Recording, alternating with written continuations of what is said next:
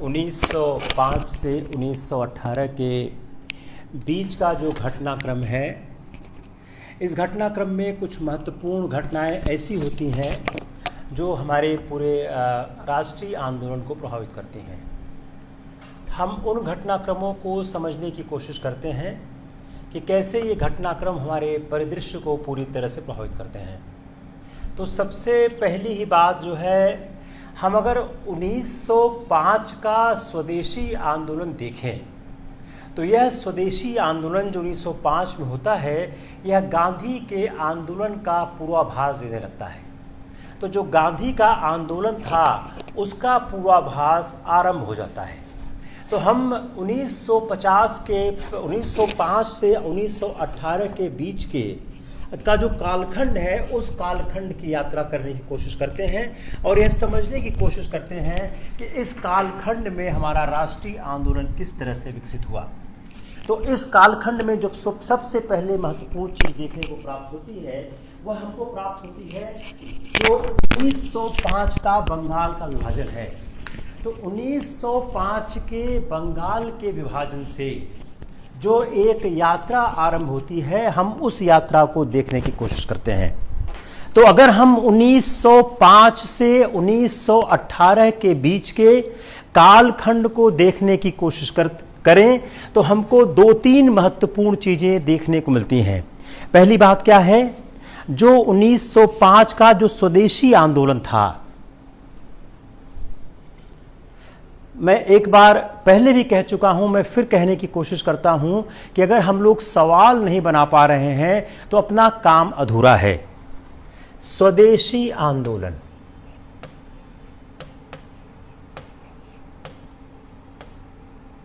जो हमारा 1905 का स्वदेशी आंदोलन था, किसके दिमाग की उपज था?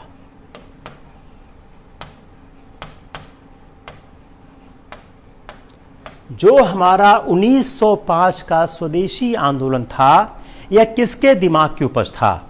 मीनिंग देयरबाई कि जो 1905 का स्वदेशी आंदोलन होता है, यह स्वदेशी आंदोलन को किसने सबसे पहली बार सुझाया?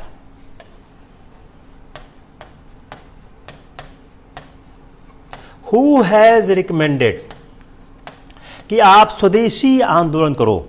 स्वदेशी आंदोलन को किसने हमारे सम्मुख पहली बार प्रस्तुत किया? तो अगर हम स्वदेशी आंदोलन की बात करें, जो इसका मतलब क्या था?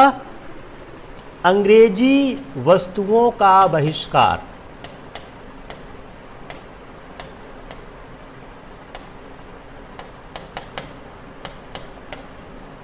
उन्नीस 1905 में जो स्वदेशी आंदोलन आया, उस स्वदेशी आंदोलन का मतलब क्या था? अंग्रेजी वस्तुओं का बहिष्कार।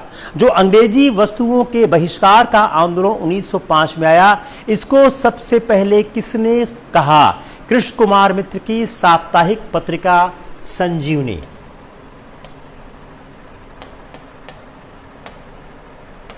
कृष्ण कुमार मित्र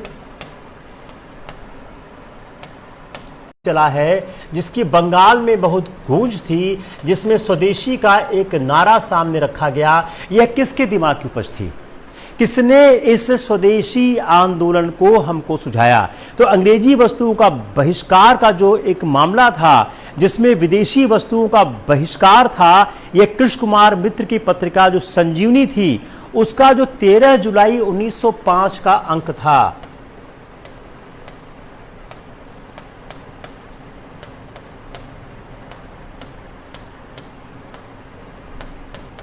द 13th जुलाई 1905 का जो एडिशन था, इन दैट एडिशन दस बहिष्कार movement came into the existence.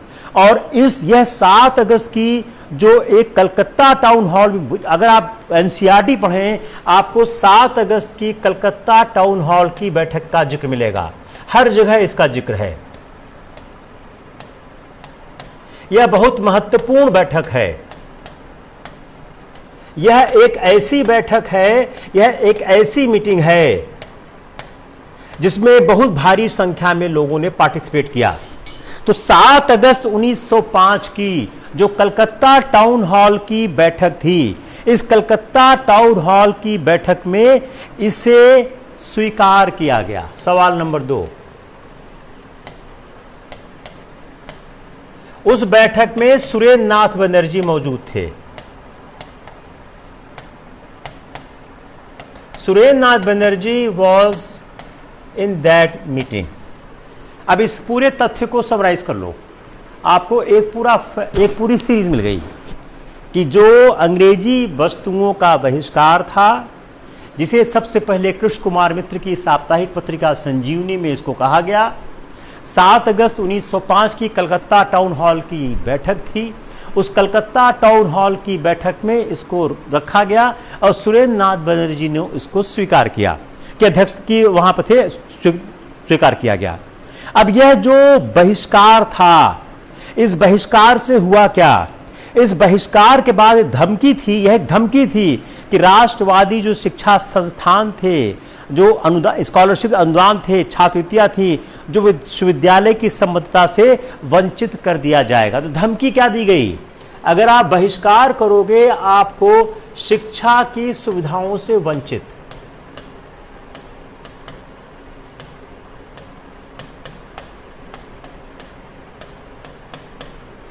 देखिए, यह एक संघर्ष शुरू हो चुका था। तो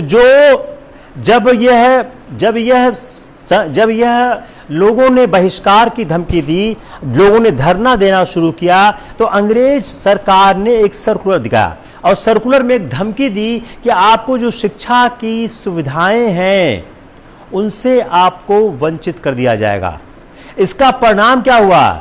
सरकारी शिक्षा संस्थाओं का जो बहिष्कार था और जो राष्ट्रीय विद्यालयों की स्थापना था, उनका आंदोलन उठ खड़ा हुआ। राष्ट्रीय शिक्षा संस्थान और नेशनल स्कूल, राष्ट्रीय विद्यालय, इसका आंदोलन उठ खड़ा हुआ। The movement of establishment of national school and national institution has been started. और इसको सपोर्ट करने के लिए सुबोध मलिक ने 1 लाख रुपए की, सुबोध मलिक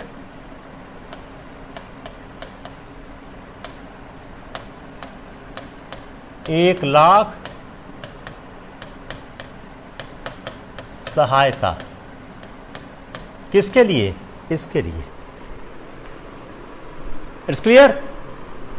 एक पूरी आपकी सीरीज बन गई।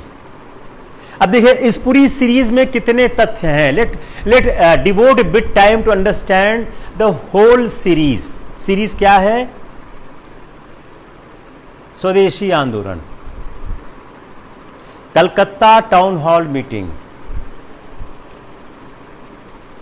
कृष्ण कुमार मित्र की साप्ताहिक पत्रिका संजीवनी, कलकत्ता टाउन हॉल में इसको स्वीकार किया गया। अंग्रेजों ने यह धमकी दिया कि आप अगर ऐसा करेंगे तो हम आपको सारी सुविधाओं से वंचित कर देंगे। इस चुनौती को स्वीकार किया गया। राष्ट्रीय शिक्षा संस्थान और नेशनल स्कूल का आंदोलन उठ खड़ा हुआ और सुबोध मलिक ने 1 लाख रुपए की सहायता दी। अब आप इन सारे तथ्यों को ऐड करके सवाल बनाइए।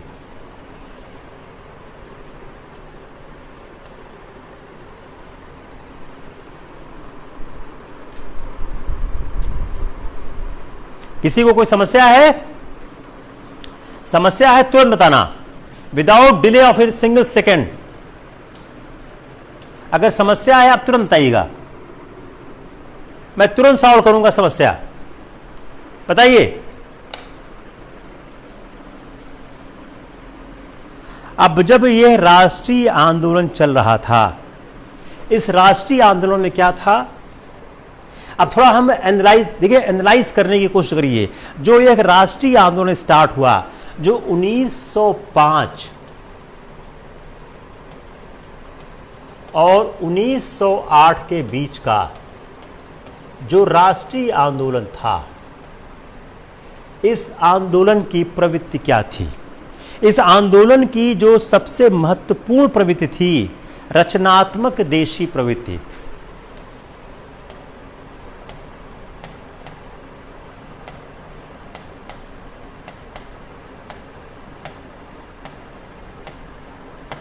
कॉन्स्ट्रक्टिव, जो इस आंदोलन की सबसे महत्वपूर्ण प्रवृत्ति क्या थी? रचनात्मक देशी प्रवृत्ति।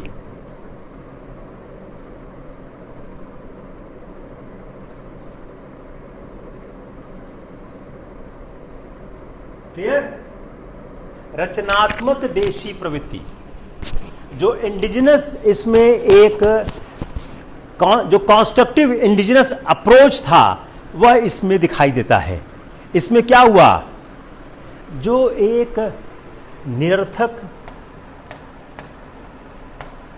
भिखमंगी राजनीति थी, जो बेगिंग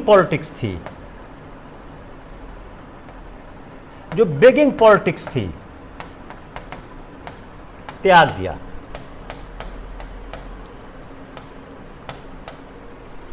(1905 से 1908 के बीच का जो आंदोलन था, उसमें जो पहली प्रवृत्ति थी एक रचनात्मक देशी प्रवृत्ति थी कि जो इंडिजिनस कॉन्स्ट्रक्टिव जो हमको अप्रोच दिखती है, उस अप्रोच में जो एक निरर्थक भिखमंगी जो राजनीति, जो बेगिंग पॉलिटिक्स थी, भीख मांगती थी, उसको त्याग दिया गया और सेल्फ रिलायंस,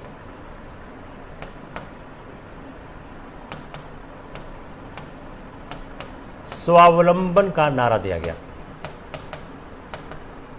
इस स्वावलंबन के नारे से क्या हुआ? स्वावलंबन के नारे से क्या हुआ? अब बताएं।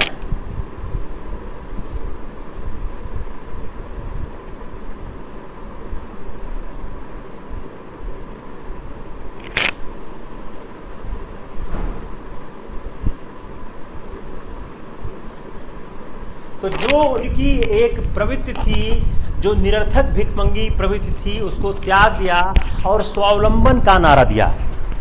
अब इस स्वावलंबन के नारे से क्या फर्क आया? जब उन्होंने स्वावलंबन का नारा दिया, उससे क्या फर्क आया? राष्ट्रीय स्कूल,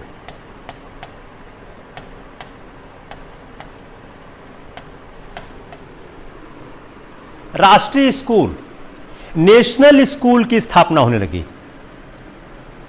ग्राम सुधार,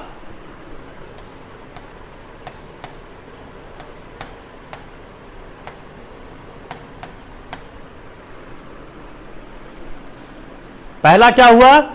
राष्ट्रीय स्कूल स्थापित होने लग गए। स्वदेशी उद्योग,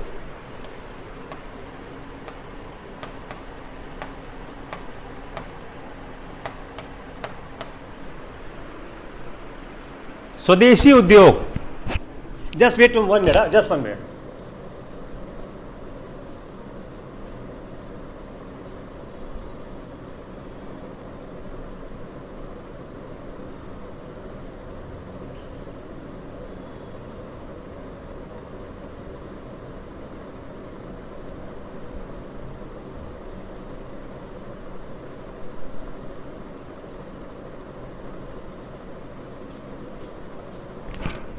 स्वदेशी उद्योग हो गए।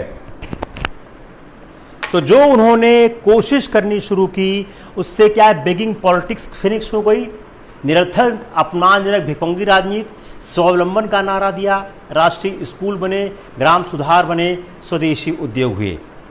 इससे हुआ क्या? इससे हमारा आत्मसम्मान वापस हुआ। और इसकी जो हम अगर व्यापारिक रूप में देखें, अगर इसको हम व्यापारिक रूप में देखने की कोशिश करें, तो प्रफुल्ल चंद्र राय और नील रतन ने व्यावसायिक उद्यमों की स्थापना की। गांधीवादी जो स्वदेशी कार्यक्रम था, जो गांधीवादी स्वदेशी कार्यक्रम था,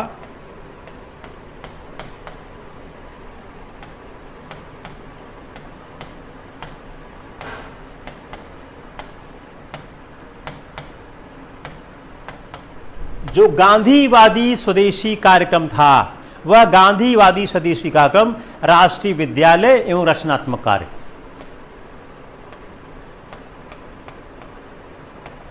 national school and constructive work.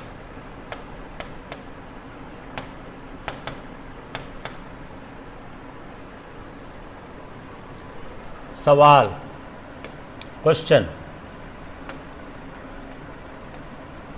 Bengal partition has given the signal of Gandhian movement. अब इसको चाहे प्रीलिम्स में बनाओ या मेंस में बनाओ, बंगाल के विभाजन ने गांधीवादी आंदोलन के पूर्वाभास से हमको पूर्वाभास दिया। 150 शब्द का सवाल आएगा, ये कर लोगे? Now able to do it or not? You are able to handle this or not? Tell me, कौन हैंडल नहीं कर पाएगा इसको?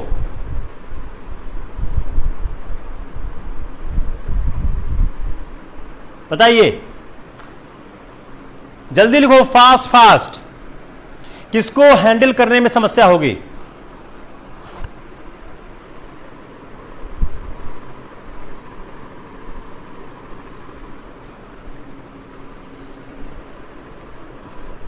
मैं एक बार बार रिपीट करता हूं, अगर आप सवाल नहीं बना सकते हो, आप ही परीक्षा देना बंद कर दो।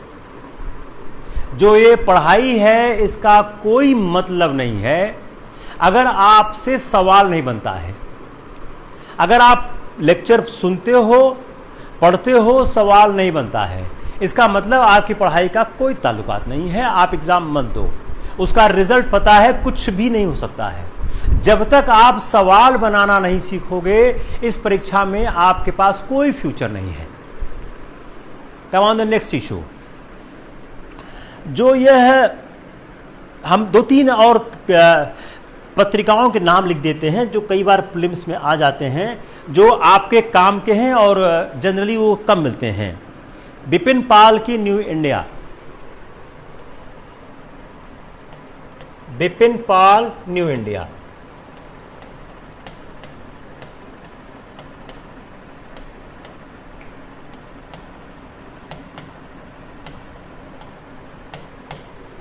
बिपिन पाल न्यू इंडिया। अरविंद घोष वंदे मातरम।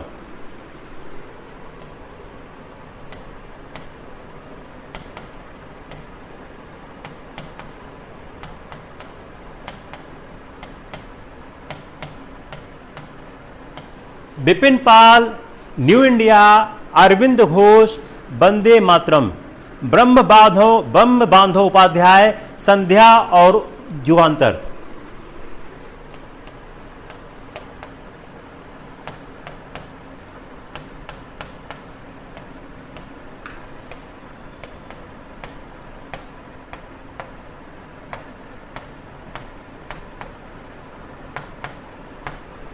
बिपिन पाल की न्यू इंडिया, अरविंद घोष का वंदे मातरम, ब्रह्म बांधव उपाध्याय की संध्या और युगांतरम। ये पत्रिकाएं क्या थीं? स्वराज के लिए संघर्ष का आह्वान। स्वराज संघर्ष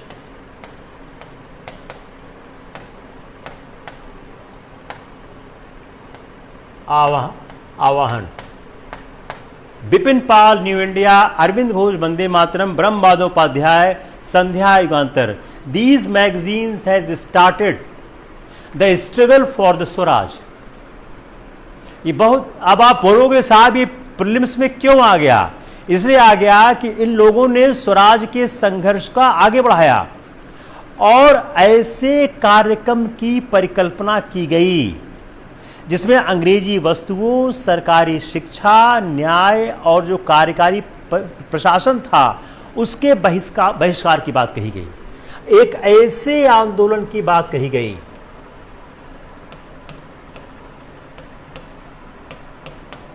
जो गांधी का आंदोलन है वही आ रहा है, ऐसे आंदोलन की बात कही गई। वह आंदोलन क्या था? किस तरह के आंदोलन की बात कही गई जिसमें अंग्रेजी वस्तु, ब्रिटिश गुड्स,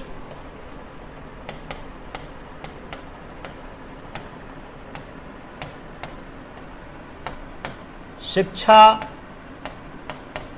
प्रशासन, न्याय, जस्टिस, सबका बहिष्कार।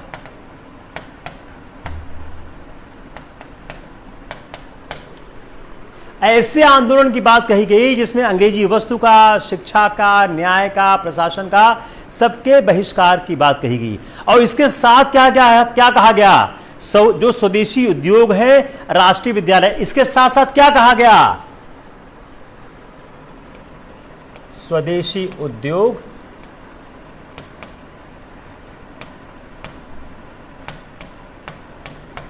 राष्ट्रीय विद्यालय,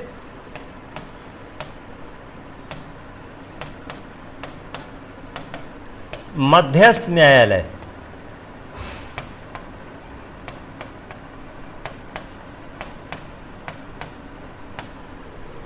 They have one side advocated to boycott the English goods, education, administration and judiciary. On the same time, they have advocated the indigenous industries, national schools and arbitration judicial system. अगर इसको हम समझने की कोशिश करें तो कहना क्या चाह रहे थे? अगर सब लोग अपनी नौकरियों से इस्तीफा दे देंगे, अगर सब लोग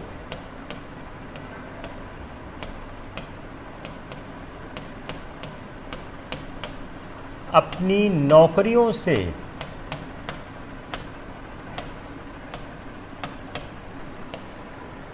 इस्तीफा दे देंगे,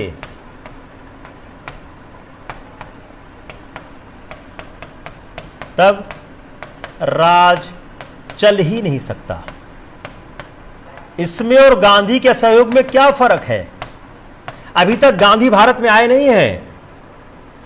उन्होंने दो तरह की बात कही, एक तो बहिष्कार की बात कही, दूसरा इस्टेब्लिशमेंट की बात कही कि आप एक तरफ बहिष्कार करो और दूसरी तरफ आप सारे लोग जो अपने कर्मचारी हैं, नौकरी हैं, अगर इस्तीफा दे देंगे, चौकीदार, सिपाही, डिप्टी, मुंसिफ सब इस्तीफा दे देंगे, तो ब्रिटिश राज एक दिन नहीं चल सकता।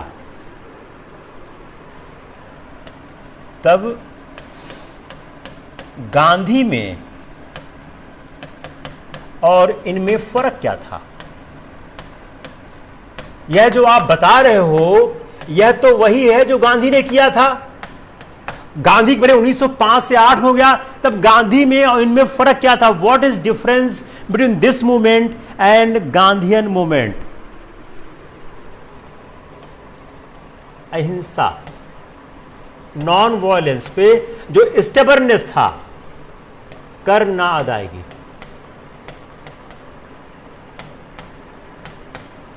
Non payment of taxes, non-payment of taxes and stubbornness for non-violence.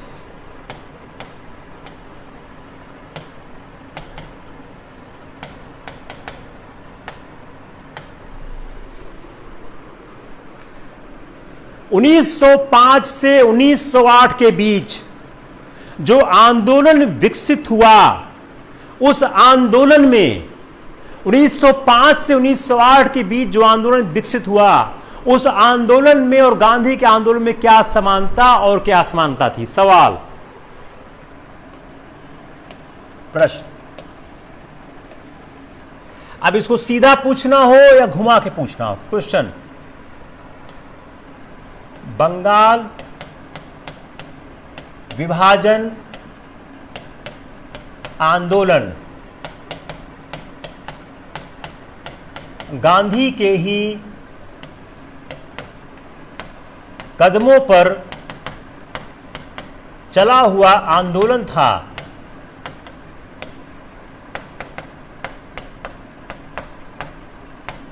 पर गांधी की कुछ विशिष्टताएं उसमें नहीं थी। पहले हिंदी का फिर हिंदी इंग्लिश करते हैं।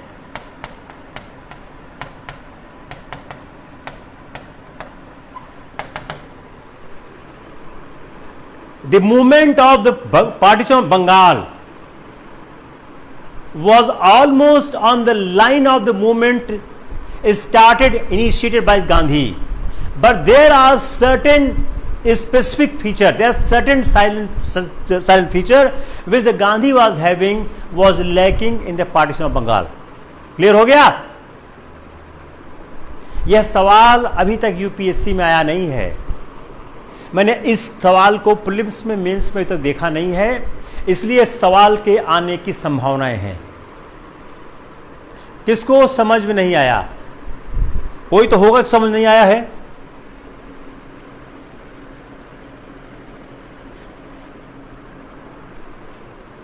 दूसरी महत्वपूर्ण बात स्वदेशी की, धार्मिक पुनरुत्थान का इस्तेमाल, use of the religious sentiment.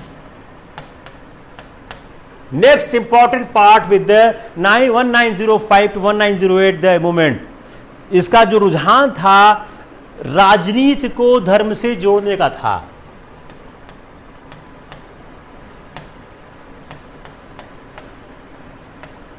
यह आंदोलन राजनीति को धर्म से जोड़ रहा था और धार्मिक पुनरुत्थान पुनरुत्थानवाद था, जो एक revival of the religious sentiment था।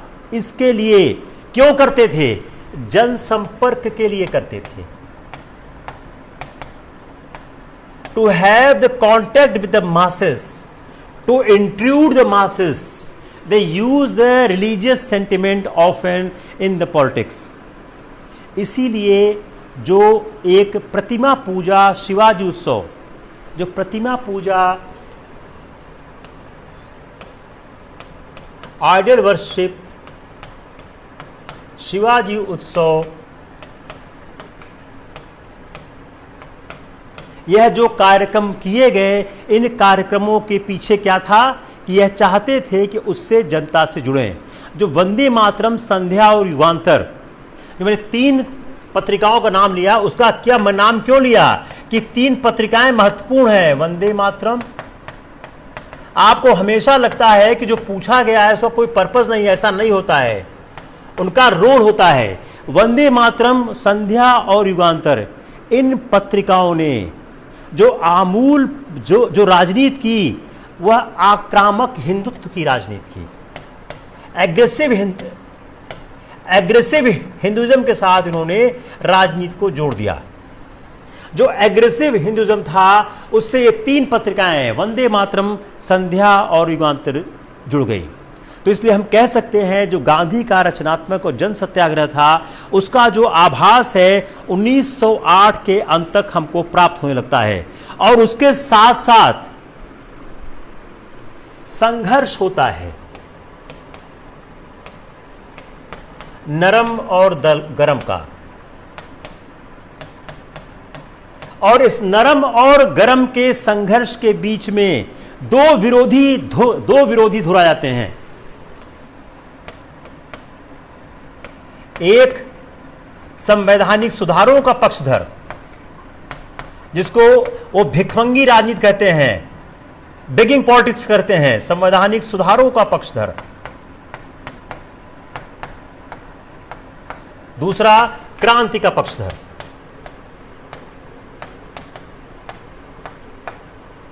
नरम और गरम दल के रूप में 2 तत्व सामने आने लगते हैं। अब हम बहिष्कार और हम गरम और नरम दल, मतलब कांग्रेस के विभाजन की तरफ बढ़ने से पहले हम जरा स्वदेशी और बहिष्कार की उपलब्धि पर बात करते हैं कि what was the achievement of the स्वदेशी एंड बहिष्कार। इनको अचीवमेंट क्या हुआ, इनको प्राप्त क्या हुआ। अगर प्राप्त करने को देखें तो सबसे बड़ा क्या है, आयात में गिरावट।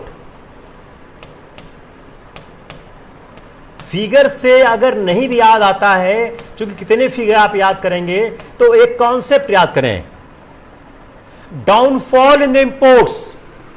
आयात में गिरावट आ गई, और आयात में गिरावट आने से क्या हुआ कि जो उनका सूती थान था और लक्ष्य थे, उसमें कमाया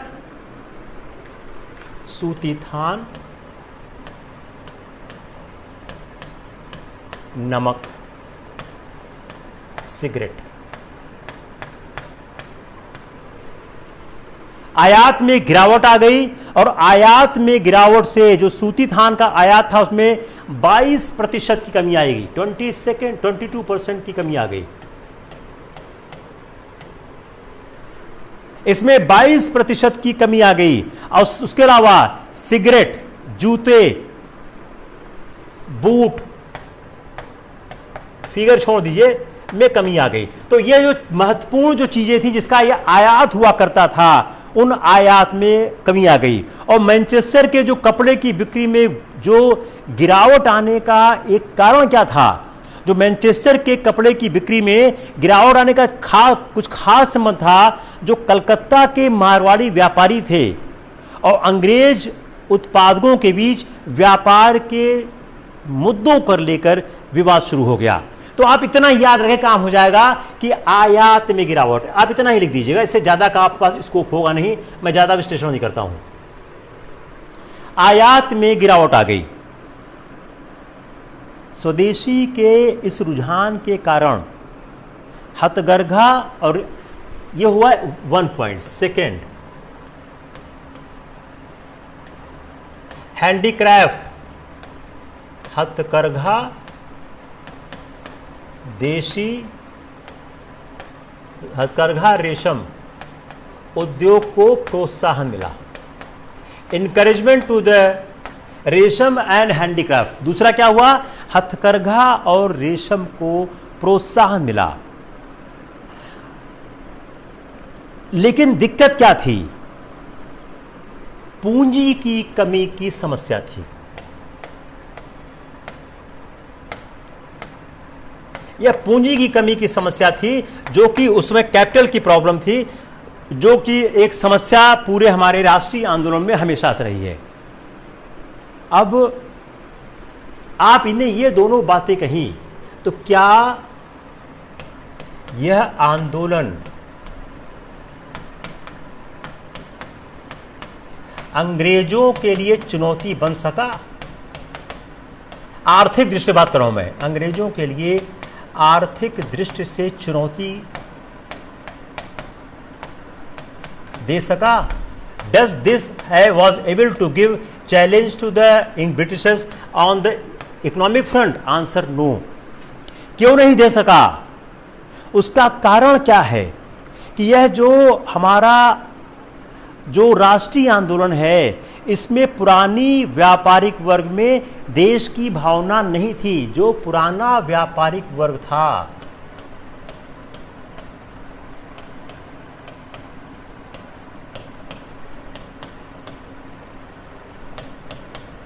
उसमें देशभक्ति की भावना नहीं थी।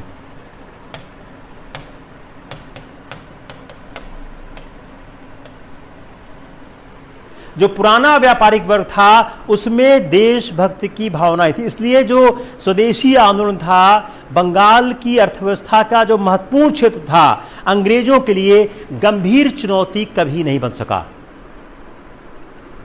क्लियर? किसको क्लियर नहीं हुआ?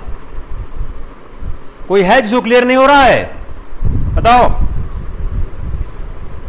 किसी आदमी को और सपोर्ट चाहिए? जल्दी बोलो, अभी क्लास आधा घंटा ही हुई है।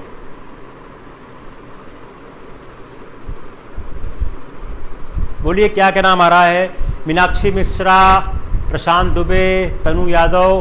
कोई प्रॉब्लम? क्लियर हो गया? चलो बहुत अच्छा है, बहुत अच्छा, वेरी नाइस, वेरी नाइस, बहुत अच्छा।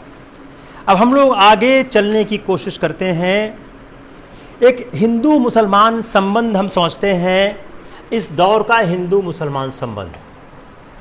देखिए, जो जो आपका राष्ट्रीय आंदोलन को प्रभावित कर रहा है उसको हम समझने की कोशिश करते हैं। इस दौर में हिंदू मुसलमान संबंध कैसा था? What was relationship between the Hindu और मुसलमान during this period of time? जो अंग्रेजों का यह प्रचार था, 1905 का जो विभाजन था, उस विभाजन में इस विभाजन में अंग्रेजों का एक प्रचार था। उनका प्रचार क्या था कि नया प्रांत बन जाने से मुसलमानों को अधिक अवसर मिलेगा। नया प्रांत, मुसलमान अधिक अवसर,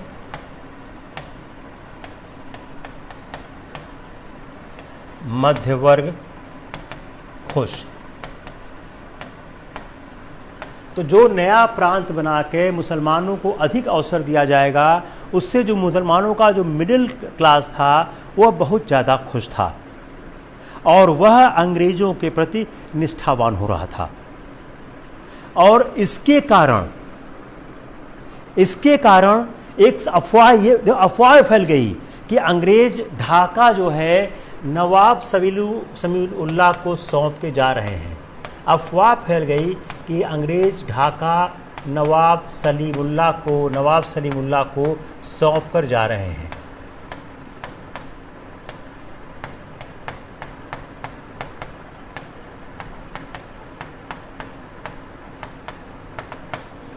अंग्रेज ढाका नवाब सलीमुल्लाह को सौंप के जा रहे हैं। दूसरी बात क्या थी कि जो इनके विरोधी थे बंगाल में, जो टैगोर थे, टैगोर के पास कोई कार्यक्रम नहीं था।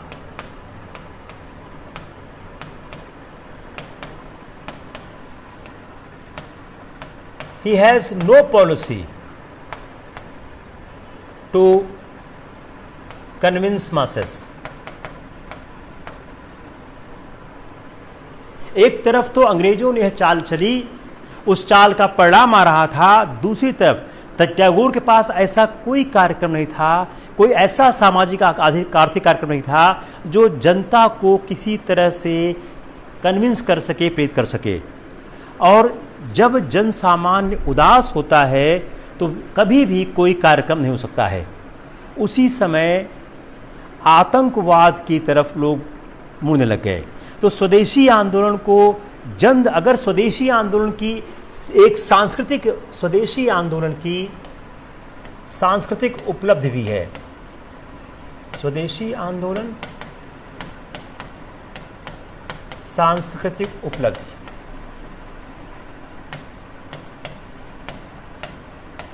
स्वदेशी आंदोलन की सांस्कृतिक उपलब्धि है। सांस्कृतिक उपलब्धि क्या है कि उस समय देशभक्ति के गीतों का एक बहुतायत होगा। देशभक्ति के गीत खूब लिखे गए। A lot of writings on the issue of the patriotism। और जेसी बोस और पीसी राय ने वैज्ञानिक खोजें की। ये सब आ सकता है प्रीलिम्स में। देशभक्ति के गीत लिखे गए और जेसी बोस और पीसी राय की वैज्ञानिक खोजें।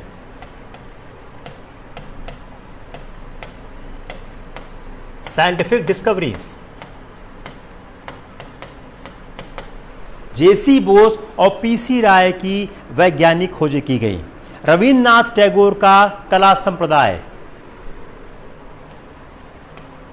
रविन्द्रनाथ टैगोर का कला संप्रदाय।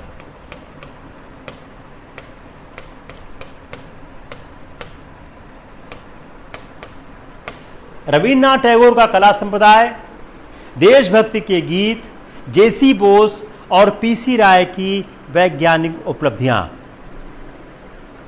क्रांतिकारी आतंकवाद। क्रांतिकारी उग्रवाद। यह क्या है? यह सारी की सारी उपलब्धियां हैं। अब सवाल क्या हो गया? सवाल क्या बना आपका? स्वदेशी आंदोलन की उपलब्धियां क्या क्या थी? यही लिख के आप इसको सर्कल मारो, ऐसे लिखो। स्वदेशी आंदोलन की उपलब्धियां क्या थी? उपलब्धि 1, उपलब्धि 2, उपलब्धि 3, उपलब्धि 4। आर्ट में, ये हो गया आर्ट में, कला में, ठीक है। यह हो गया कल्चर में, यह हो गया साइंस में, यह हो गया पॉलिटिक्स में, पॉलिटिक्स में या फ्रीडम स्ट्रगल में। ऐसे ही लिखो आप, ऐसे ही नोट्स बनेगा तभी मजा आएगा। लिख लिया? फिर से रिपीट करें? You want me to repeat again?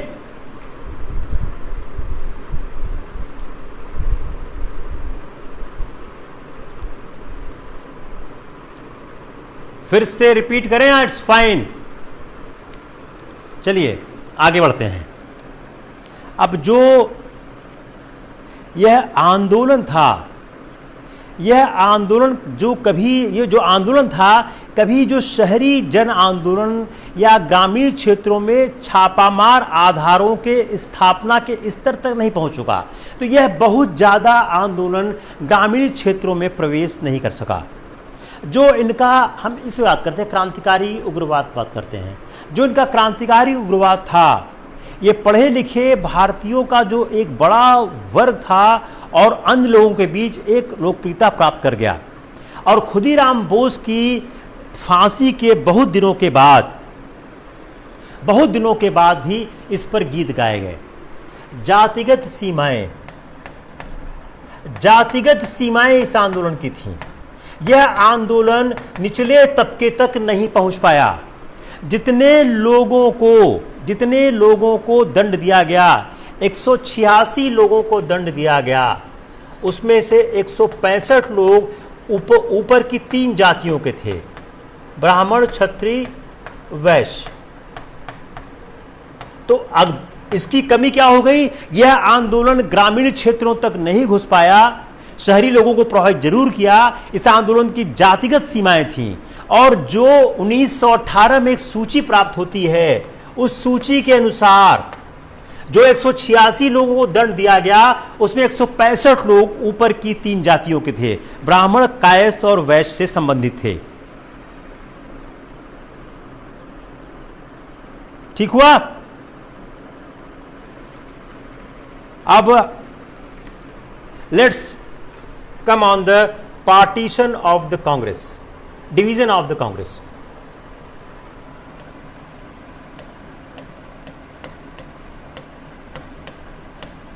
ऐसा करिए, आप लोग खोलिए अपनी बिपिन चंद्रा की किताब, मैं आपको सिखाता हूं कैसे नोट्स बनेगा। Let's open your book of Bipin Chandra.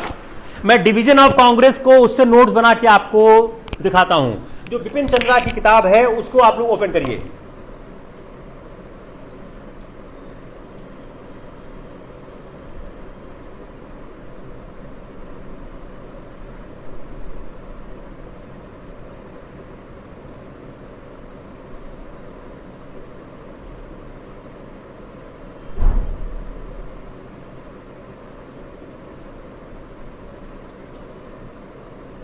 Bipin Chandra की आप किताब खोलिए। Let's I will tell you the how to make notes, this book of Bipin Chandra.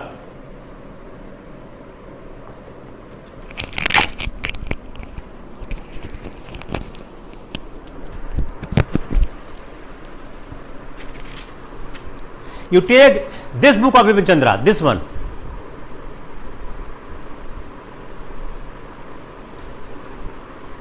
हम लोग इस किताब से आपको समझाने की कोशिश करते हैं कैसे नोट्स बनेगा। दिस बुक, ये हिंदी में भी है, इंग्लिश में भी है।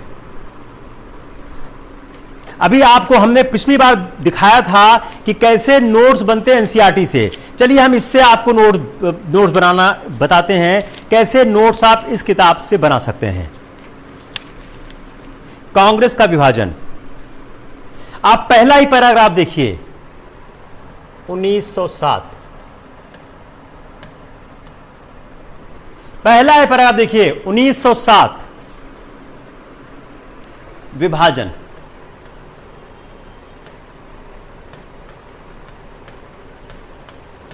सूरत,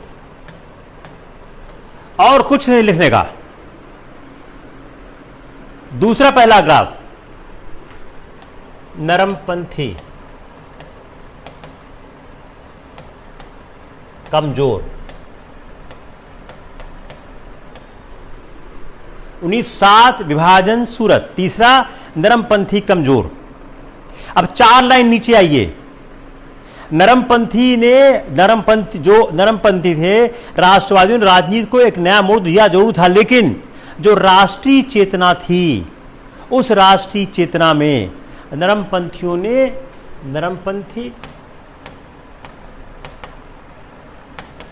राष्ट्रीय चेतना, लोकतंत्र।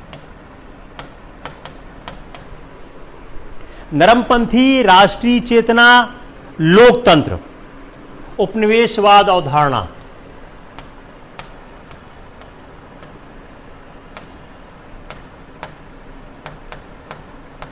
समझाया।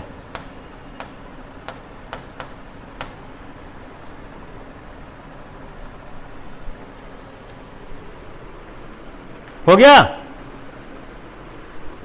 नरमपंथ असफलता।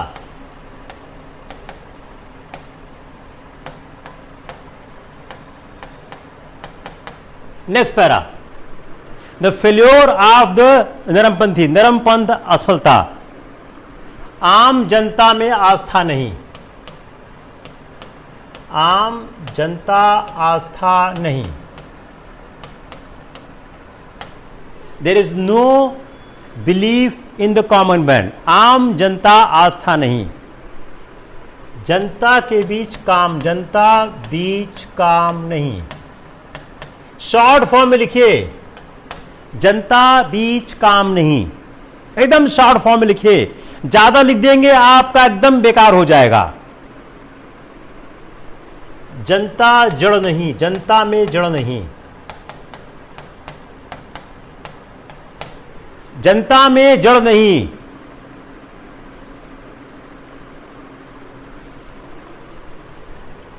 बहिष्कार, स्वदेशी, नेतृत्व, उग्रपंथी। इसका मतलब क्या हुआ कि जो बहिष्कार है और स्वदेशी है उसमें इनका कोई काम नहीं था, उग्रपंथियों ने इनका नेतृत्व किया, नरमपंथियों ने इनका नेतृत्व नहीं किया। नरमपंथी असफल। नरमपंथी असफल क्यों?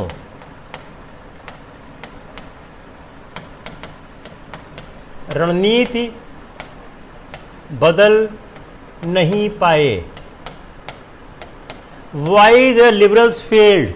दे were unable to change their tactics. अपनी स्ट्रेटजी को वो बदल नहीं पा रहे थे। नरमपंथियों की जो राजनीति इस पर थी कि हुकूमत पर दबाव डालकर वह कुछ उनसे रियायत प्राप्त कर लेंगे।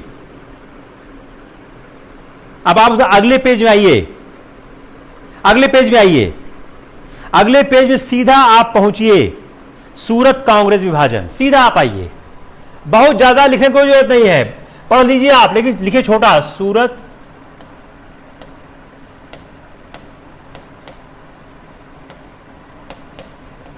कांग्रेस विभाजन।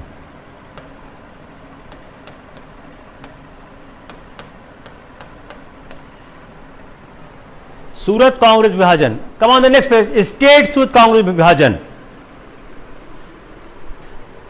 बंगाल और बंगाल बाहर। नरमपंथी चाहते थे यह बंगाल तक सीमित रहे और गर्मपंथी चाहते थे बंगाल से बाहर ले जाना। इतना ही लिखिएगा कि वह चाहते थे कि बंगाल, दूसरा बहिष्कार, दूसरा क्या था? बहिष्कार। नरमपंथी क्या चाहते थे? नरमपंथी विदेशी, जो गर्मपंथी थे वो विदेशी माल के बहिष्कार से संतुष्ट नहीं थे। वो क्या चाहते थे? बहिष्कार और असहयोग और ब्रिटिश असहयोग। गरमपंथी चाहते थे कि वह बहिष्कार के साथ साथ ब्रिटिश के लोगों से असहयोग करें। कलकत्ता कांग्रेस अधिवेशन प्रस्ताव, कलकत्ता कांग्रेस अधिवेशन प्रस्ताव।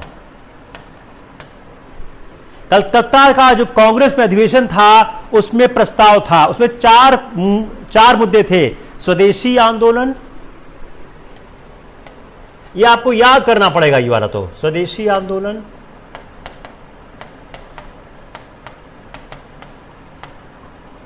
बहिष्कार, स्वदेशी आंदोलन। आप देखिए उसमें लिखा हुआ है बहिष्कार, राष्ट्रीय शिक्षा स्वशासन, राष्ट्रीय शिक्षा स्वशासन। यह जो चार मुद्दे थे कलकत्ता के कांग्रेस में, व्याख्या क्या? प्रश्न, प्रश्न। उग्रपंथी को लगा नरमपंथी इसको नहीं मान रहे,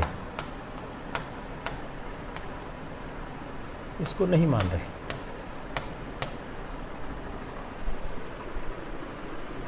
ठीक है, आ गया। और सूरत में विभाजन, विभाजन, रास बिहारी नेता, रास बिहारी अध्यक्ष, गरमपंथी हटाए गए,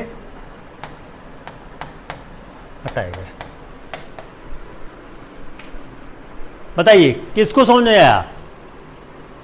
एक शॉर्ट में पूरा हो गया तैयार। बताइए, एनीवन हैज एनी प्रॉब्लम? बताइए, एक पेज में सब आ गया।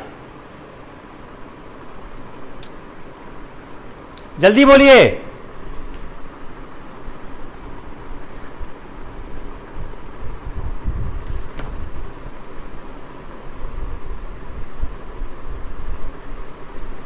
अगर तिलक, गिरीश शुक्ला, जो लिखा है किताब में पढ़ो। तिलक को अध्यक्ष बनाने का कोई मतभेद नहीं था। तिलक को अध्यक्ष बनाने की बात हो रही थी। मतभेद दो महत्वपूर्ण मुद्दों में था, इसीलिए आप लोगों का प्रीलिम्स में नहीं होता है, क्योंकि आप लोग मूल मुद्दा नहीं समझते हो। तिलक को अध्यक्ष बनाने का हमेशा सवाल आता है आपके फिलॉसफी के बेस पे। कहां आपने पढ़ा कि तिलक को अध्यक्ष बनाने मतभेद था? तिलक को अध्यक्ष बनाए जाने की बात थी, उस पर कोई झगड़ा नहीं हुआ था। जहां लिख देंगे तिलक को अध्यक्ष बनाने पर झगड़ा, आप उसी पर टिक मार के सवाल गलत कर दोगे। दो महत्वपूर्ण कारण थे। सबसे महत्वपूर्ण क्या था? जो एनसीईआरटी भी लिखती है। क्या लिखती है? उग्रपंथी और नरमपंथियों के बीच विभाजन का कारण यह था कि उग्रपंथी उसको बंगाल से बाहर ले जाना चाहते थे और नरमपंथी उसको बंगाल तक सीमित रखना चाहते थे। दूसरा, जो 1907 का सूरत का अधिवेशन था, यह पहले नागपुर में हो रहा था, इसको ट्रांसफर कर लिया उन्होंने सूरत में। किसने किया? फिरोज शाह मेहता ने किया। अब देखिए, मैं इस किताब के बाहर नहीं गया हूं, क्योंकि अभी मैं आपको नोट सिखा रहा था। इस किताब के बाहर जाऊंगा तो बहुत फैक्ट और लिखने होंगे, मैं अभी उसको बाद में समझाऊंगा आपको। पहले आप नोट्स की स्टडी समझिए। फिरोज शाह मेहता ने किया। दूसरा मुद्दा क्या था कि जो कलकत्ता कांग्रेस का प्रस्ताव था, उस कलकत्ता कांग्रेस के प्रस्ताव में चार चीजें थी: बहिष्कार, स्वदेशी, बहिष्कार, राष्ट्रीय शिक्षा स्वशासन। यह प्रस्ताव अस्पष्ट थे। अब थोड़ा मैं इसके बाहर चल रहा हूं। यह प्रस्ताव अस्पष्ट थे। इनकी व्याख्या उग्रवादी और नरमपंथी अपने अपने ढंग से कर रहे थे। कलकत्ता के बाद पूरे 1 साल इस बात पर बहस चलती रही। 1906 में कलकत्ता हुआ था, जहां यह प्रस्ताव पास हुआ था। 1906 कलकत्ता में प्रस्ताव पास हुआ और इस पर पूरे साल बहस चलती रही और दोनों गुट अपने अपने ढंग से व्याख्या करते रहे। 1907 में यह अफवाह उड़ गई कि चारों प्रस्ताव नरमपंथी दफन कर रहे हैं। They are finishing all 4 resolution. उग्रपंथियों ने हंगामा कर दिया।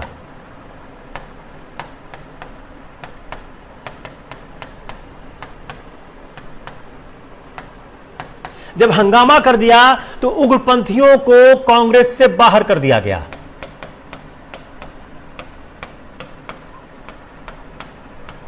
और सूरत में अधिवेशन हो नहीं पाया।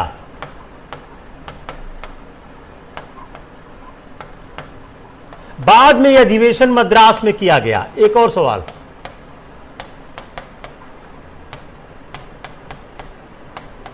बाद में यह अधिवेशन मद्रास में किया गया। जब 1906 में कलकत्ता कांग्रेस अधिवेशन में अध्यक्ष का सवाल आया तो दादा भाई नौरोजी के कलकत्ता में 1906 के कलकत्ता में तिलक का भी नाम था, लेकिन दादा भाई नौरोजी का नाम आने से मामला टल गया। अगर कांग्रेस के अध्यक्ष दादा भाई नौरोजी के आने से मामला टल गया, वो बहुत सीनियर थे।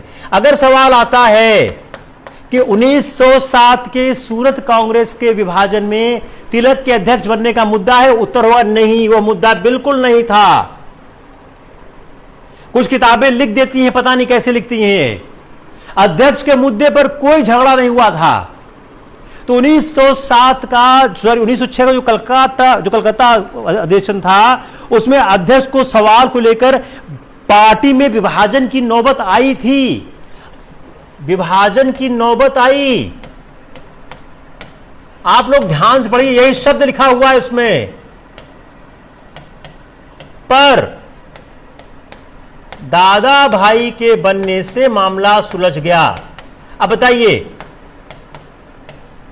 इस लाइन से आप कैसे कह सकते हो, how you can tell from this line कि तिलक के कारण पार्टी बढ़ गई? Just interpret this line.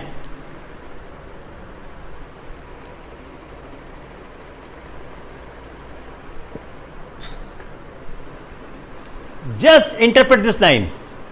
यही लाइन लिखी है, फिर पढ़िए लाइन। ये पेज नंबर है 116 116। 1906 में कलकत्ता कांग्रेस अधिवेशन में ही अध्यक्ष को सवाल को लेकर पार्टी में विभाजन की नौबत आ गई थी, लेकिन दादा भाई नौरोजी के अध्यक्ष बनने से संभावित विभाजन टल गया। अगर यह लिखा जा रहा है तो तिलक के अध्यक्ष बनने के सवाल पर पार्टी कैसे टूट रही है? It's clear?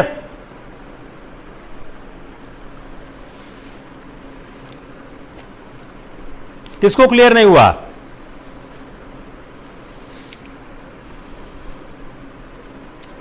किसको क्लियर नहीं हुआ?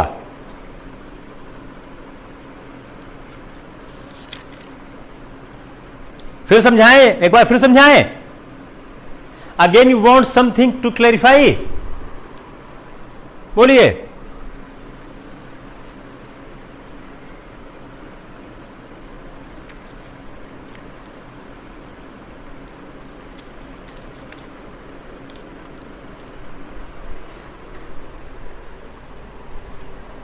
आपका 1905 से 1908 हो गया, 1909, 1914। Come on the next point 1909 to 1914। चलिए, प्रभात शुक्ला को क्लियर हो गया है, आदिति को क्लियर हो गया है, नवीन शुक्ला को क्लियर हो गया है, शुभम को हो गया है। चलिए, काफी लोगों को क्लियर हो गया है। जब तक आप इस तरह से खंडों में तोड़कर नहीं करेंगे तब तक कुछ नहीं होगा। गिरीश शुक्ला सर, कांग्रेस पार्टी के अध्यक्ष का निर्वाचन कैसे होता था? लगता है आपने गिरीश शुक्ला मेरा वो क्लास अटेंड नहीं किया जो हमने 1939 से 47 तक का पढ़ाया था। अफसोस ये है कि आप लोग क्लास रेगुलर करते नहीं हो, आप लोग अटेंड नहीं करते हो, आईएएस बनने की ख्वाहिश रखते हो। 1939 में पट्टाभी सीतारमैया और सुभाष चंद्र बोस के बीच एक संघर्ष हो गया, चुनाव हो गया था। पार्टी के अध्यक्ष के चुनाव के लिए पार्टी का जो नामांकन होता था वह नीचे से आता था। जो प्रांतीय समितियां थी वह अध्यक्ष का नाम भेजती थी। अगर किसी को ऐतराज होता था तो उसका चुनाव होता था, ऐतराज नहीं होता था तो प्रांतीय समितियों के द्वारा भेजे गए नाम पर कांग्रेस अध्यक्ष बन जाता था। 1939 में सुभाष चंद्र बोस ने कहा कि मैं पुनः अध्यक्ष बनना चाहता हूं। उस अध्यक्ष बनने की ख्वाहिश रखने के बाद गांधी जी ने पट्टाभी सीतारमैया का नाम प्रपोज किया और चुनाव हुआ। तो कांग्रेस एक लोकतांत्रिक संस्था थी। अध्यक्ष पद के लिए समितियां, प्रांतीय समितियां, नीचे से नाम आता था और नाम वह जनरली स्वीकार्य होता था। जो जितनी ज्यादा समितियां जिसका नाम भेजती तो अध्यक्ष बनता था। लेकिन जवाहरलाल नेहरू 1931 के कराची अधिवेशन में, 1935 के 36 के लखनऊ अधिवेशन में एक बार ऐसा हुआ था कि सरदार वल्लभ भाई पटेल का नाम ज्यादा समिति ने भेजा था, लेकिन जवाहरलाल नेहरू अध्यक्ष बनाए गए। शायद 1929 था क्या, I will give you check it and give you. तो अगर हम कांग्रेस के अध्यक्ष का चुनाव को देखें तो सबसे इंपॉर्टेंट बात क्या है कि नीचे की समितियां नाम भेजती थी, फिर कांग्रेस कार्यकारिणी उसका फैसला करती थी और अगर उस पर असहमति होती थी तो उस पर चुनाव हुआ करता था। 1909 से 1914 के काल को हम डिवाइड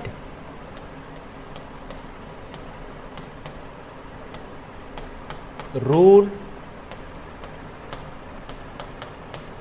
टायरेनी, बांटो, राज्य करो,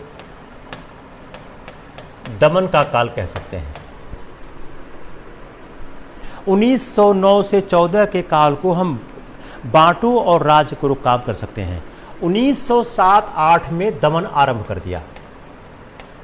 1907 to 08 में अंग्रेजों ने दमन आरंभ कर दिया। इन्होंने दमन आरंभ कर दिया, तंग करने लगे। क्या किया उन्होंने? सब जो इनकी सभाएं होती थी, राजद्रोह, सेडिशन का चार्ज लगाने लग गए। राजद्रोह, सेडिशन का चार्ज लगाने लग गए कि जो इनकी सभाएं होती थी उसमें सेडिशन का चार्ज लगाने लग गए और न्यूज़पेपर एक्ट्स लगाकर प्रेस को जब्त किया गया। न्यूज़पेपर एक्ट्स लगाया गया।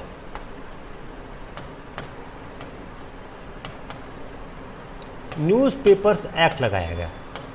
न्यूज़पेपर एक्ट को लगाकर प्रेस को जब्त किया गया और 1908 के दिसंबर में criminal law amendment act pass हुआ।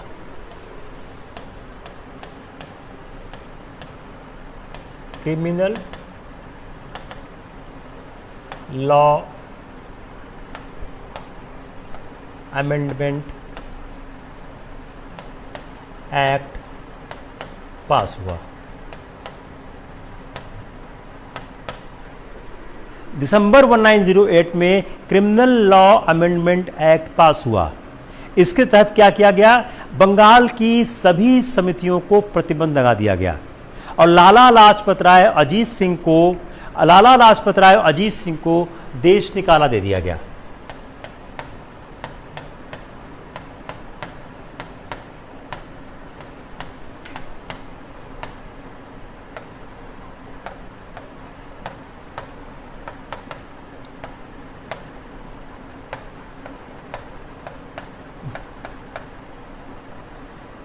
लाला लाजपत राय और अजीत सिंह को देश निकाला दे दिया गया।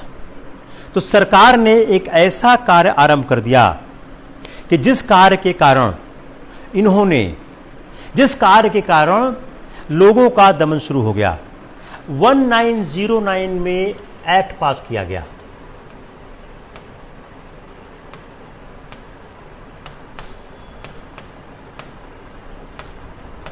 (1909) का एक्ट आपको जानना जरूरी है।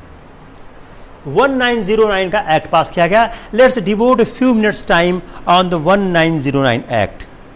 जो 1909 एक्ट था, इसके साथ खास बात क्या है, इसमें एडमिट किया गया two Indians to the council of secretary of the state.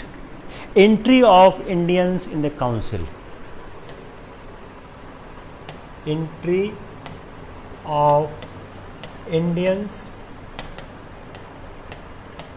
Into council. जो 1907 में मॉर्ले ने, 1907 में, इसके पहले 1907 मार्ले, उन्होंने क्या किया, उन्होंने दो भारतीयों को उन्होंने दो को एग्जीक्यूटिव काउंसिल, जो एग्जीक्यूटिव काउंसिल है गवर्नर जनरल की, याद रखिएगा इसको, इसका इससे कोई रिलेशन नहीं है। Executive council governor general two Indians. 1907 में मॉर्ले ने भारतीयों का एग्जीक्यूटिव काउंसिल में गवर्नर जनरल में प्रवेश आरंभ किया। तो 1907 में मॉर्ले ने एडमिट किया टू इंडियंस को council of the secretary of the state at London. जो 1907 में मॉर्ले ने एडमिट किया दो भारतीयों, council of the secretary of state at London, sorry, council of secretary of state London, sorry,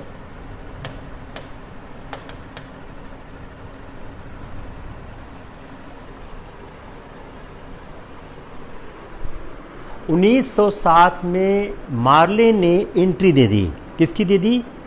जो सेक्रेटरी ऑफ स्टेट, जो to Indians का to the council, जो सेक्रेटरी ऑफ स्टेट काउंसिल था लंदन में, बाद में है डिसाइड किया गया कि एक इंडियन को एग्जीक्यूटिव काउंसिल गवर्नर जनरल में आए। उसके बाद 1 Indian in the executive council of governor general.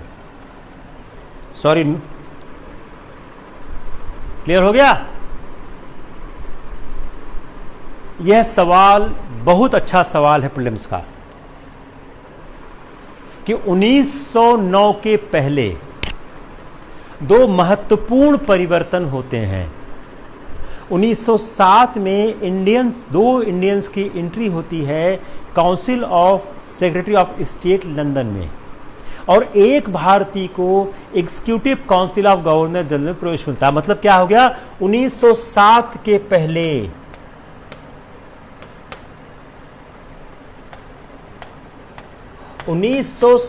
के पहले council of secretary of state and executive council of governor general में भारतीयों की एंट्री नहीं होती थी। याद हो जाएगा? याद हो जाएगा कि नहीं होगा? याद हो जाएगा नहीं होगा? बताओ।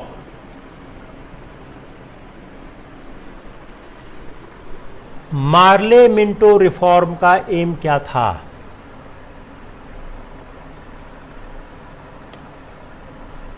मार्ले मिंटो रिफॉर्म, ये पहले पढ़ाया हुआ है, मैं रिवाइज करा रहा हूं।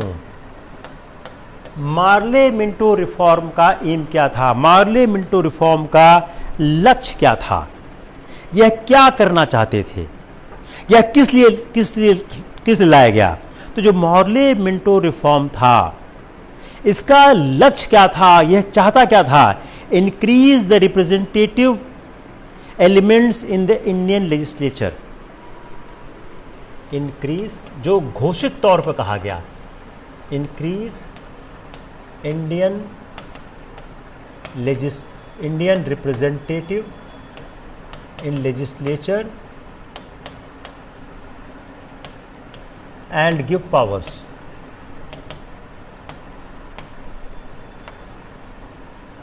मॉर्ले मिंटो रिफॉर्म के एम के बारे में कहा गया कि यह एम किया गया था कि इंक्रीज किया जाए जो भारतीयों का रिप्रेजेंटेशन है इंडियन लेजिस्लेचर में और उनकी पावर को बढ़ाया जाए।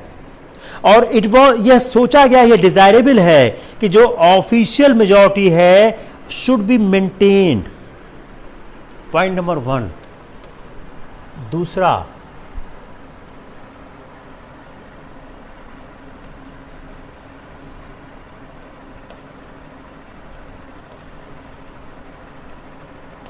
Official majority, imperial legislative maintained. Official majority, imperial legislative मतलब सेंट्रल लेजिस्लेटिव, इंपीरियल मतलब सेंट्रल लेजिस्लेटिव, सेंट्रल ज़्यादा अच्छा शब्द है, सेंट्रल देखो, सेंट्रल लेजिस्लेटिव मेंटेन। दूसरी पॉइंट क्या हो गया? जो ऑफिशियल मेजॉरिटी है वह मेंटेन की जाए सेंट्रल लेजिस्लेटिव में। Non official majority could be tried in the provincial, और प्रोविंस में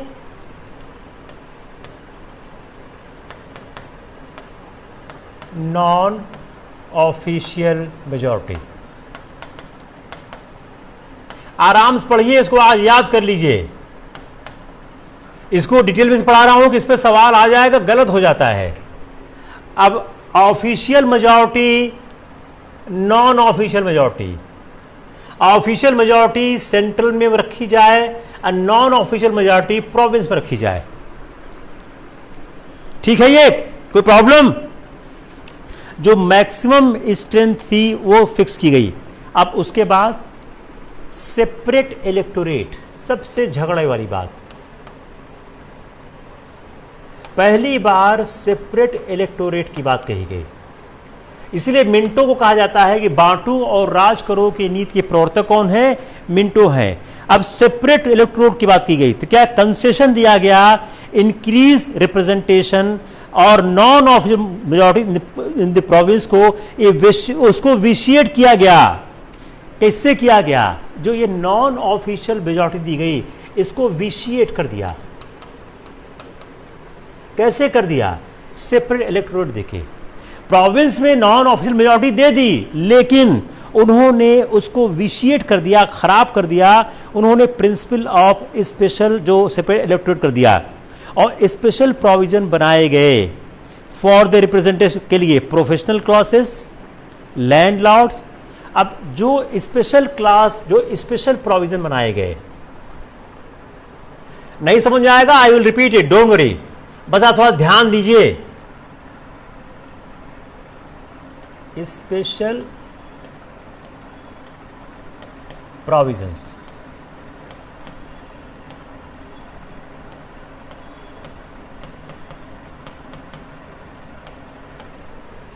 लैंडलॉर्ड्स, मुस्लिम्स, यूरोपियंस। जो स्पेशल प्रोविजंस बनाए गए वो किसके लिए बनाए गए? लैंडलॉर्ड्स के लिए, मुस्लिम्स के लिए, यूरोपियंस के लिए, कॉमर्स और इंडियन एंड कॉमर्स के लिए। जो स्पेशल प्रोविजन बनाए गए वो बनाए गए किससे बनाए गए? लैंडलॉर्ड्स के लिए बनाए गए, मोहंडम्स के लिए बनाए गए, यूरोपियंस के लिए बनाए गए, जो कॉमर्स और इंडियन कॉमर्स के लिए बनाए गए। इसी तरह जो इलेक्टिव प्रिंसिपल्स इंट्रोड्यूस किया गया जो इलेक्टिव प्रिंसिपल्स इंट्रोड्यूस किया गया, elections were held to be not according to the territorial, election जो किया गया, election not on the basis of territorial,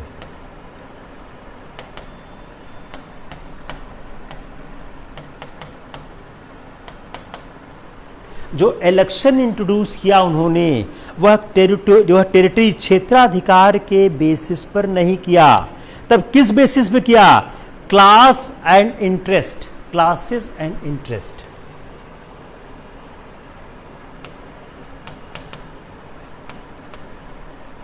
क्षेत्राधिकार टेरिटरी के बेस नहीं किया, क्लासेस और इंटरेस्ट के बीच किया। और उससे हुआ क्या? जो प्रोविंशियल लेजिस्लेचर था उसमें क्लास एंड, जो ये प्रोविंशियल लेजिस्लेचर था, ये provincial,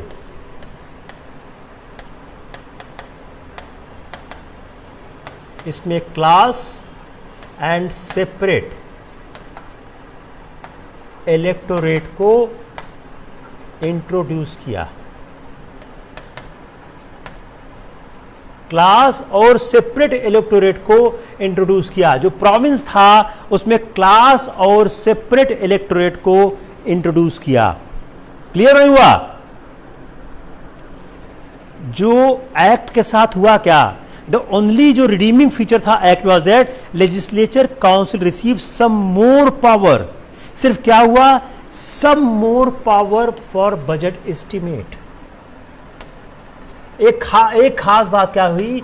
some more power for budget estimate. अगर एक आप बात करें जो अच्छी बात थी, some more power for budget estimate. जो प्रोविंशियल काउंसिल थी, जो प्रोविंशियल जो अपनी लेजिस्लेटिव काउंसिल थी, उसमें उन्होंने कुछ पावर दिया for the budget estimate. Supplementary question, जो अपना लेजिस्लेटिव काउंसिल थी, सप्लीमेंट्री क्वेश्चंस, सम मोर पावर दिया गया बजट एस्टिमेट के लिए, सप्लीमेंट्री क्वेश्चंस के लिए। जो डिस्कशन था, रेजोल्यूशन था, उस had no effect force against the government policy और डिसीजन। लेकिन इनका कोई गवर्नमेंट पॉलिसी पर असर नहीं था। इनका कोई गवर्नमेंट पॉलिसी पर असर नहीं पड़ता था। इनका कोई गवर्नमेंट की पॉलिसी पर असर नहीं पड़ता था। जो गवर्नमेंट की, जो सरकार की नीति थी, उस पर ये कोई असर डाल नहीं पाते थे। इसलिए अगर कहना है कोई बहुत असर डाल पाते थे, ये ऐसा नहीं होता था। तो अगर हम देखें तो एक्ट की जो एकमात्र अच्छाई हम देख सकते हैं, वह अच्छाई यह थी कि जो विधान परिषदों को, हिंदी में कर देते हैं कि विधान परिषदों को बजट पर, अनुमानों पर विचार कर सकते थे। सप्लीमेंट्री क्वेश्चन मतलब क्या? पूरक प्रश्न पूछ सकते थे। जनहित जो मामलों के संबंध थे उस पर प्रस्ताव रखने का अधिकार था। लेकिन यह जो थे, यह नाम मात्र के थे, नाम मात्र।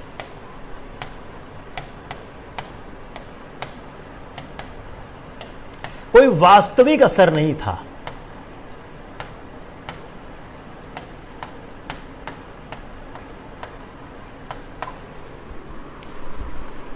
किसी कोई दिक्कत है? Any problem anyone has? जल्दी बोलो। कोई पॉइंट है जो आपको चाहिए कि आपको और क्लैरिफिकेशन चाहिए?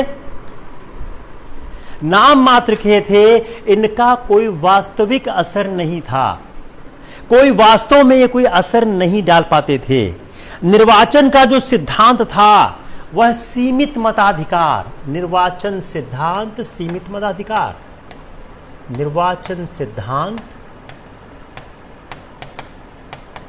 सीमित मताधिकार।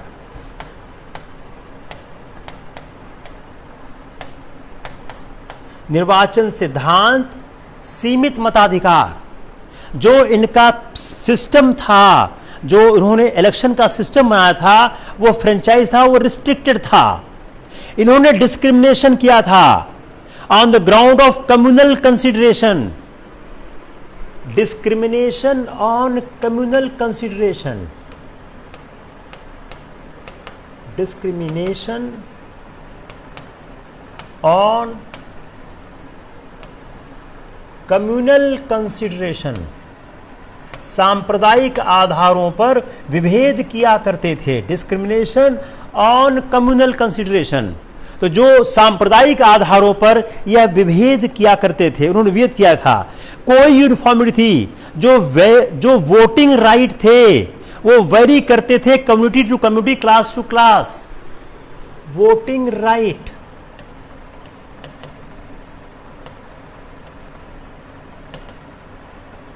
Varied,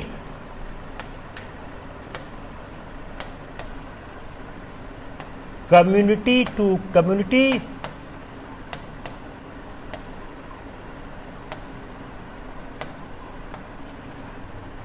class to class. Voting right जो थे वो वेरी क्या करते थे, कम्युनिटी टू कम्युनिटी और क्लास टू क्लास। जो निर्वाचन का आधार था उसमें एक रूपता नहीं थी, वो अलग संप्रदाय वर्गों और एक ही संप्रदाय के अंदर बटे थे।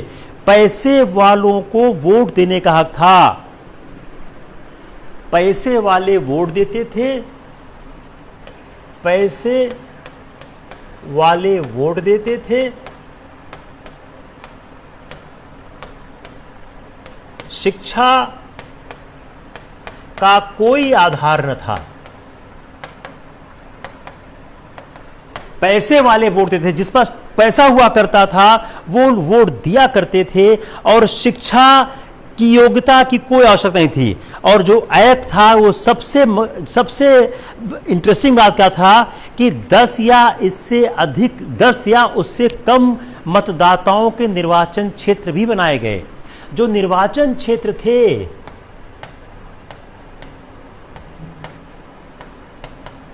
वह 10 से कम मतदाता के भी थे।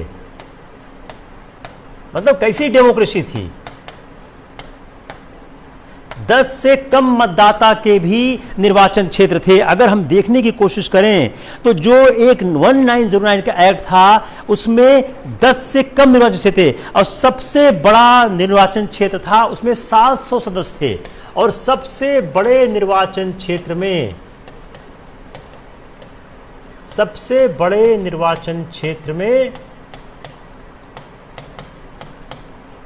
700 सदस्य थे, 700 लोग वोट देते थे। सबसे बड़े निर्वाचन क्षेत्र में 700 लोग सदस्य देते थे, और साधारण निर्वाचन मंडल जो था वह 200 सदस्य का था। जो साधारण निर्वाचन मंडल था, साधारण निर्वाचन मंडल, अभी अंग्रेजी बोल देते हैं, जस्ट एक मिनट वेट करो। निर्वाचन मंडल वह 200 सदस्यों का था। जो साधारण निर्वाचन मंडल था वह 200 सदस्यों का हुआ करता था। इससे क्या था, प्रतिनिधित्व। अब इससे हम सवाल का जवाब क्या बन रहा है कि 1909 के एक्ट में प्रतिनिधित्व जो था अपर्याप्त था। हम इतना मेहनत क्यों कर रहे हैं, प्रतिनिधित्व अपर्याप्त था। जस्ट वेट, अंग्रेजी वालों को कर देता हूं, then I will take you the question part. प्रतिनिधित्व अपर्याप्त था। It's clear? Come on, the English medium boys and girls. If we see the 1909 Act, there was no uniformity of any kind. Voting rights varied from community to community, class to class, within the same community, from one person to another person, while the moneyed, कहीं लिखा है पैसे वाला, आया कहीं लिखा है पैसे वालों को मिलता था, ये पैसे वाले। while the moneyed classes got the franchises, education was not a basis at all. Education was not a basis at all. Education was not qualification for it. The act was a complete ridiculous. Why? Because the constituencies were created containing 10 votes or less. 10 से भी कम लोगों का था, yes, 10 से भी कम. It is ridiculous. Why? The constituencies were created for voters less than 10. The constitution created for voters less than 10. Even the largest constituency has the 700 members. The largest constituency 700 members. The non-official members of the provincial council who form the general electorate members only 200. जो non officials थे, non official members of the provincial legislature, non official members of the provincial legislature,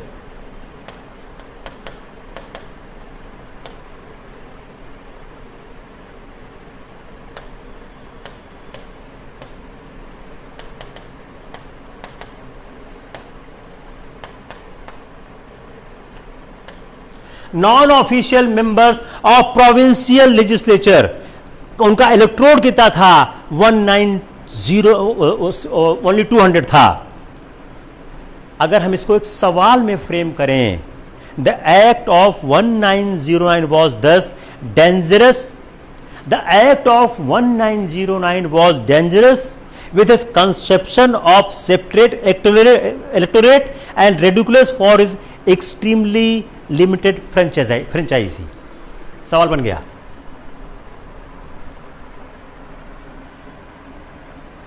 one 1909 act was ridiculous because of separate electorate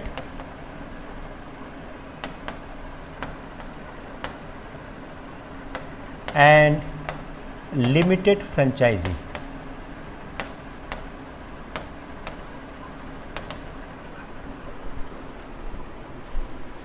Hindi कर दें, बोले कि आप हिंदी कर लेंगे इसका। 1909 का जो एक्ट था वह एक हास्यास्पद एक्ट था, क्योंकि इसमें एक पृथक निर्वाचन मंडल का सिद्धांत था और एक सीमित निर्वाचन मंडल था। इस सवाल का आंसर आप बगैर इसको पढ़े नहीं कर सकते हैं। क्लियर हो गया? मेरे ख्याल से आज के लिए बहुत है, 1.5 घंटा हो गया, आज के लिए बहुत है। बोलिए किसको क्लियर नहीं हुआ? I can repeat anything if you want. 1909 act को समझना थोड़ा मुश्किल है। तीनों एक्ट 1909, 1919,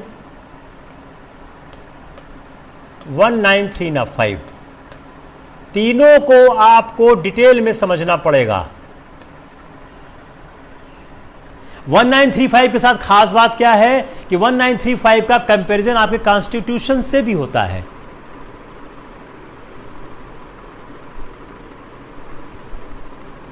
कोई ऐसा बिंदु है जो आपको परेशान कर रहा है, जिसको आप समझना चाहते हैं? बोले कोई ऐसी चीज है जो आपको समझ ना आई हो? जल्दी बोलिए, fast.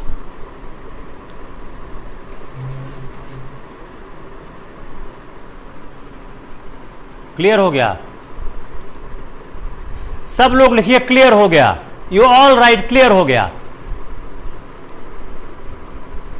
You all right, clear हो गया। क्लियर, क्लियर लिखिए, फास्ट फास्ट। नहीं क्लियर हुआ वो भी लिख सकते हो, अपने कोई इशू नहीं है। I will clear it.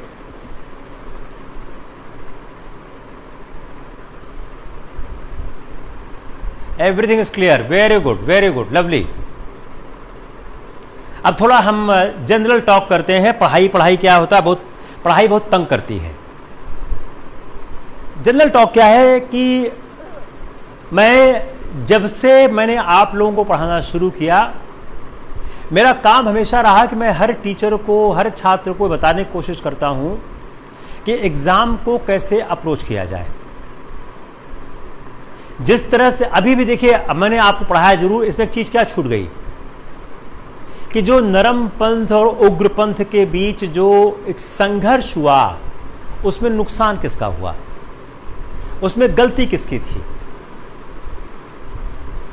आप तब तक सिलेक्ट नहीं हो सकते हो जब तक आप एक विश्लेषण की तरह पढ़ने की कोशिश नहीं करोगे।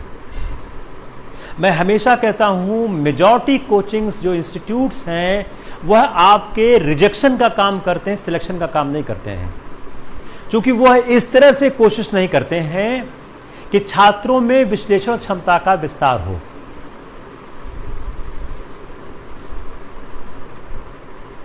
अब आप लोगों ने 1909 का एक्ट हमने अभी तक कहां तक किया है? हम लोगों ने सिर्फ 1905 से 1908 तक किया, और 1908 से शुरू करके हम 1909 पे पहुंचे हैं।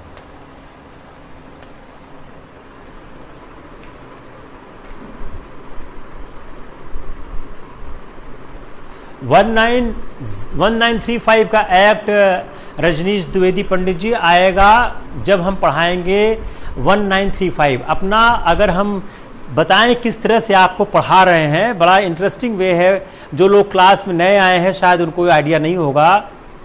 हमने एक पढ़ाया है आपको 1861 से 1892, दूसरा पढ़ाया है 1892 से 1905, तीसरा पढ़ाया है 1905 से 1908, चौथा आपका इतना हो गया है, ये हो गया, ये हो गया, ये हो गया, ये हो गया। 1908 1909 से 1914 चल रहा है। अगला हम पढ़ाएंगे 1915 से 1922, फिर पढ़ाएंगे 1922 से 1927, 1927 से 1939 अभी चल रहा है, और 1939 से 1947 हो गया है। तो ये हो गया है आपका, ये हो गया है आपका, ये हो गया है आपका, ये हो गया आपका। तो ये बचा हुआ है 5 साल, ये बचा हुआ है 7 साल, ये बचा हुआ है 5 साल, और ये आपका 11 साल चल रहा है। तो अगर हम देखें तो 1 2 3 4 5 6 7 8 पार्ट में बांट के आपका हम फ्रीड मस्कुलर पढ़ाने की कोशिश कर रहे हैं। मेरे ख्याल से पता नहीं कितने लेक्चर लगेंगे, मुझे कहना आसान नहीं है। उसका कारण क्या है कि आपके सवाल इतने ज़्यादा टफ आते हैं। ये सवाल ही है, ये वाला सवाल, यू सी दिस क्वेश्चन, बहुत मुश्किल सॉल्व करना, because you need to understand what the question is demanding. The first challenge as a mentor I have to create a question, to frame a question and to understand myself, then communicate to you. जो एक traditional पढ़ाई है उससे selection नहीं होगा। मैंने कई बार कहा है, इस वेंचर को हमने इसलिए स्टार्ट किया है, इस वेंचर हम लोगों ने क्यों स्टार्ट किया है? क्वालिटी एजुकेशन की सिविल सेवा के क्षेत्र में बहुत कमी है। हम क्वालिटी एजुकेशन देने की कोशिश करते हैं, और यकीन मानिए अपने को 4 से 5 घंटे रोज पढ़ने पड़ते हैं आपके सवाल बनाने के लिए, आपके पाठ्यक्रम को तैयार करने के लिए, जबकि सब कुछ पढ़ा हुआ है। अगर कोई आदमी 12 घंटे रोज नहीं पढ़ सकता है, 12 hours per debt plus focused approach,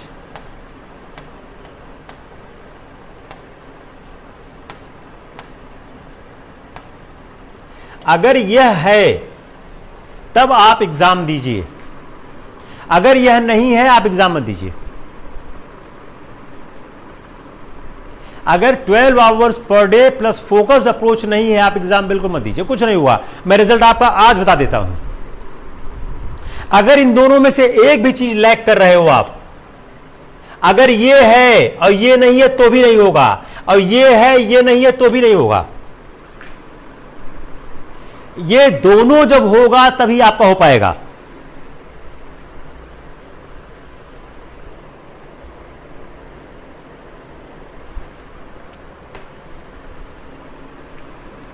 मैंने कल सुबह की क्लास लेने के लिए सोची थी, लेकिन कल सुबह एक क्लास चल रही है आपकी साइंस की, तो एक साथ दो क्लास क्लैश करना ठीक नहीं है।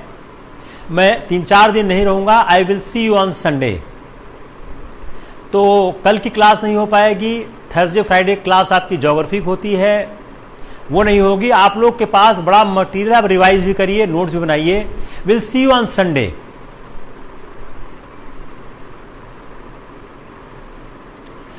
दूसरा मैं आपको राय दूंगा, आप लोग जो हमारा यूट्यूब चैनल है online IAS class by Virendra Ojha, उस पर आप जाइए, उसको सब्सक्राइब करिए। उसमें पूरा सिलेबस ऑलमोस्ट कंप्लीट। मैंने सबसे इस बात का रिक्वेस्ट किया है, सबको सलाह दी है कि आप लोग वहां का लेक्चर सुन लीजिए। वहां के लेक्चर सुनने से आराम क्या होगा कि हम थोड़ा से बहुत फास्ट क्लास को ऊपर लेके आ जाएंगे। कल मैं क्लास जरूर लेना चाहता था, लेकिन दिक्कत क्या है, कल क्लास साइंस सुबह चल रही है, तो I will see you on Sunday. और अगर क्लास लेना होगा तो I will communicate you on your chat in the late night. Take care.